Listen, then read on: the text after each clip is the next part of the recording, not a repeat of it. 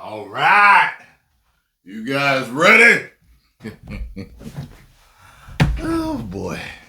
Let's get it.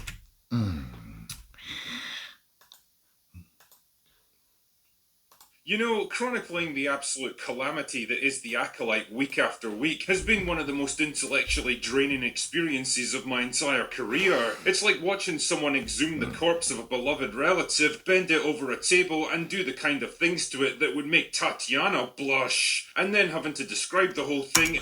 By the way, I remember earlier in the day remembering that I had to do a reaction to it, and I was just getting tired as I was thinking about it. It was putting me to sleep before it put me to sleep. In excruciating detail for the entertainment of others. You can't keep getting away with it! Well, this is it. The final episode of this...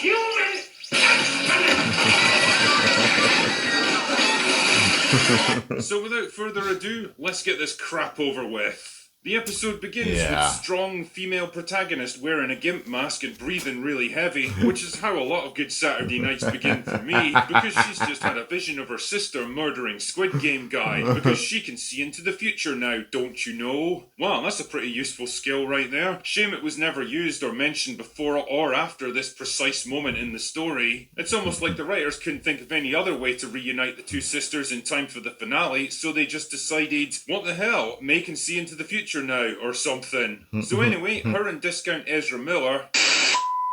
In fact, forget that. This actor's officially getting upgraded to premium Ezra Miller, because he's way better than that walking flesh lump ever was. Anyway, the two of them head off to Brendock to intercept strong... The show should have been about him. It should have been all around him. That would have made for, if they didn't woke it up, a good show. Female antagonist and Squid Game guy, because don't you see the dramatic arc that's playing out here? Our story is about to end where it all began. Again, it's like poetry, so if they rhyme. That's right, George, you must be so proud of what's become of your creation. Oh yeah, and Darth Plagueis shows up for absolutely no reason, like he's been locked in a cave this whole time and only just found the exit right now. Is he an introvert who just wanted to be left alone, or does he get nervous around the ladies? Yeah. Either way, I think someone better check up on Star Wars theory, because I suspect he's about to go full scanners on us. Anyway, flash over to strong female antagonist who's strapped to a table while Squid Game guy does battle with his most formidable opponent yet, the English language. I noticed the way you take care of him. And tries to explain what actually happened to the lesbian space witches, but strong female antagonist is more interested in escaping. How exactly is she going to do that, you might ask? Does she have some cunning plan up her sleeve? Some fascinating trick that none of us saw coming? Maybe she's going to use the power of the Force to break free? Nah, she just asks Pip to unlock her cuffs. Well, lucky that Squid Game guy never thought to remove him, and that he's somehow able to understand that she needs to unlock her cuffs, considering that he's a very basic droid that's just been reset to his factory settings, and has absolutely no idea what's going on right now. It's even more lucky that his head also functions as a taser to disable Squid Game guy. I mean, there's just no limits to what this plot device... droid can do. So strong female antagonist bails out into an escape pod, and there's a pointless chase scene which is included just to eat up some screen time before Basil decides that he's on strong female I cannot stand Basil. I cannot stand that character. Antagonist side now, and disables... And why does he do this? Why? Squid Game guy's ship so that she can escape. Son of a... Why? Don't know. What the actual Christ mother and fuck is going on? Why are you on her side now, you little shithead gerbil-faced arsehole? And why the hell does Squid Game guy leave you aboard the ship when you've clearly proven yourself to be both a traitor and a saboteur? That's right. Fuck off, Basil. That's right. Yeah, and Squid Game guy turns his locator back on purely so that Soy Boy here can report to strong female character number 3. And honestly, I don't know which is more painful at this point. He is the softest Jedi that I've ever seen. Squid Game guy wrestling with a language that he's clearly not fluent in, or watching this absolute talent vacuum trying to act. I mean, I've at least got more respect for Squid Game Guy because he had to learn English specifically for this role, whereas Charisma Vacuum over here has theoretically been acting for decades. Either way, the Jedi are now on their way to Brendok so that the rest of the plot can happen. Fuck it, don't think about it, let's just keep going so we can get this over with. So Premium Ezra Miller and strong female protagonist arrive at the Mountain Dam Fortress Village Monastery mining facility thing, and strong female protagonist decides that the only way to get in is to restore power to the elevator. How exactly do you expect to do that when the power generator literally blew itself to pieces and the whole facility burned to the ground 16 years ago? Oh, I guess it does work. Must have healed up or something. Isn't it amazing how technology in Star Wars can just do whatever the plot needs it to at any moment? Not to worry though, because Premium Ezra Miller just kind of teleports inside so that he can have a fight with Squid Game Guy because the script... Every time there's a part in this story that's bad, he just shows Leslie Hecklin talking. says so. But that doesn't really matter because it's time for the matchup we've all been waiting for. Forget Luke versus Vader, forget Obi-Wan versus Anakin, forget Rocky versus Drago. This is it, boys and girls. Strong female protagonist versus strong female antagonist. Light versus dark, good versus evil, man to man.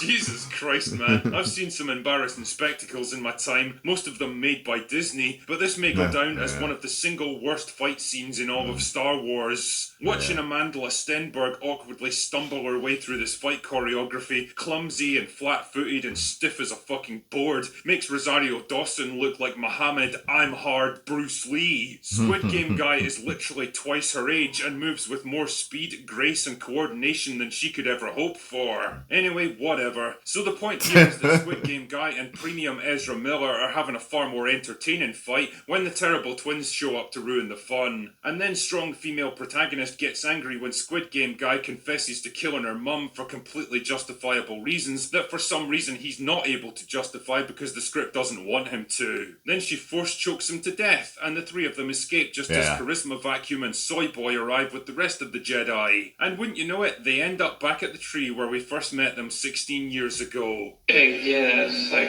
toiletries. Shut up, George. And now strong female protagonist has decided to become strong female antagonist, I guess, because now she's going off to train with Premium Ezra Miller to become a Sith Lords. Fucking Christ, where is this story even going? Oh yeah, and because strong female antagonist decides that the Jedi will eventually use her to find them, Premium Ezra Miller offers to wipe her memory so they can't do it.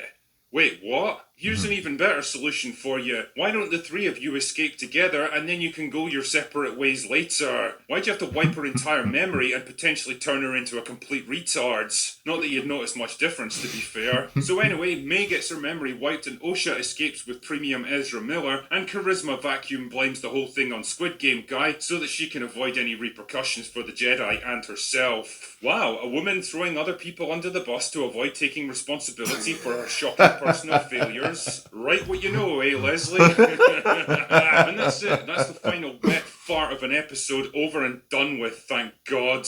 And now that it's all over, the thing I have to ask is, what the fuck was the point in any of this? What was the show even trying to accomplish? What was it trying to say to us as an audience? I honestly felt like I had no idea who the main character was even supposed to be, who the villains were, what anyone was trying to achieve, or whether I was supposed to empathise with them or despise them, because every single aspect of the writing is so god-awful and ass-backwards that there's no reason to care about any of it. Osha goes from being Smilo Ren's prisoner... I'm getting tired even with him reviewing it. I'm just like, this was such... Oh, God, such drudgery to get through. And finally, we're free. For 1 minute to leading him directly to May the next, even though he's out to kill May and I don't even know what the fuck Osha plans to do with her. May runs away from Squid Game Guy even though she wanted to kill him in the previous episode and knows that he's going to follow her anyway, so what does she expect to achieve there? And Squid Game Guy ran away from the Jedi in the last episode, but then activates a tracker to lead them straight to him in this one. Why? The finale for any show is supposed to bring together all the various character arcs, plot threads, and mysteries to deliver a satisfying conclusion for all of it. But all we get here is a bunch of morally confused characters we don't particularly know or care about, with motivations that change from one scene to the next, all converging on the same place for unknown reasons. And setting aside all the retarded identity politics that are basically just par for the course now with Disney product. I did like that whole clashing of the blades thing. It was like really hard and that was pretty cool. The moral framework of this show is completely and utterly fucked. Characters that are supposed to be unmasked as villains have done absolutely nothing to deserve it, while others commit the most despicable acts possible and then get completely forgiven in a matter of minutes because moral relativism. Morality does not function like that, you fucking spam sandwiches. You can't go around killing innocent people who are just doing their jobs and expect the audience to empathize with you later. Whatever you care to define storytelling as, The Acolyte is the exact opposite of it. Nobody who had even a hand in writing this should be allowed within a nautical mile of a writer's room for the rest of their natural lives. It's not just laughably bad from an acting, production and directing point of view, but when you really think about it, it's downright shocking that something like this was even commissioned in the first place. Any studio head with an ounce of common sense would have taken one look at this script and deposited it in the nearest landfill, but I guess things work very differently at Lucasfilm. Instead, this is what we got. A $180 million joke that's done nothing except further destroy an already crippled brand and unite the entire internet in absolute mockery and disgust. Just another shit Star Wars project to add to the ever-growing list, destined to be forgotten within days of it being over. And as far as I'm concerned, good riddance. See you in hell, Acolyte. Anyway, that's all I've got for today. Go away now. See, even his go away now didn't have as much energy as it normally would. Go away now, you know what I mean? Go away now. He's just tired. He's just tired, just like the rest of us. Oh, I'm going to have to drink some coffee. Because this just drained me. And not in a good type of way like Tatiana would. Get over and follow the Critical Drinker. Tell them Tyrone Magnus sent you. And if you enjoyed my reactions and thoughts on this, make sure you hit the like button, subscribe, and share. 10 million subscribers. Woo!